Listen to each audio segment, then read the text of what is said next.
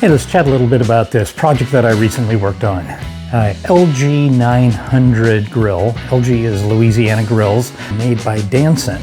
And Danson, based out of Phoenix, I believe, is also the maker of Pit Boss. So Louisiana Grills is more their upper end, where the Pit Boss is more kind of the lower end.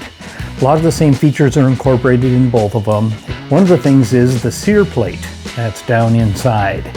So that allows you to be able to move open access for the pellets to actually shoot fire right up and give you a good sear. So that's a pretty cool thing to be able to do on a pellet grill. The Louisiana grill also has what's called a PID controller. So a PID controller is really some advanced technology that will help maintain your temperatures more spot on.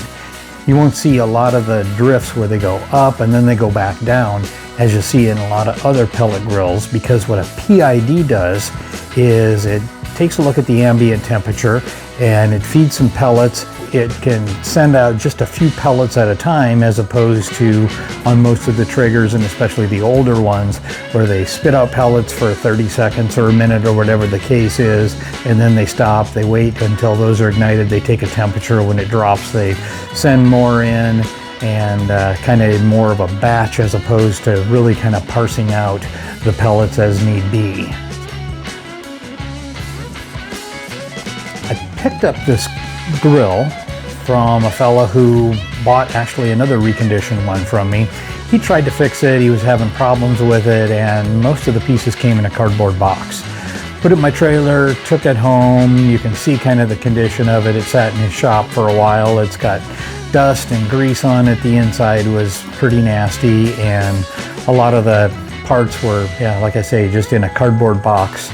And so thought, that's a fun challenge. I'll take a look at it and see what I can make happen. The price was right. Brought it into my garage and started playing with it.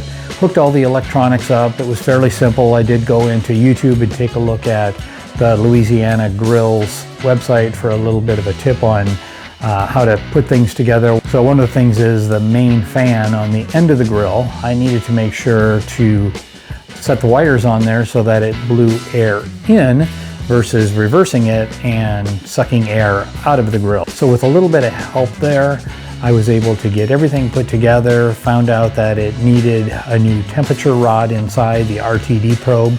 So ordered one of those off of Amazon, put it in, everything worked out great. So then I just needed to spend some time cleaning the whole thing up, repainting it, and then reinstalling all the electronics back in and testing it out. So this is a really cool grill because of the fact that it's got, one, a PID controller. The second thing is it's got the sear option. Another thing that's kind of neat about this is the big smoker box on the end. You could cold smoke meats, cheeses, fish in there. You could use it as a keep warm.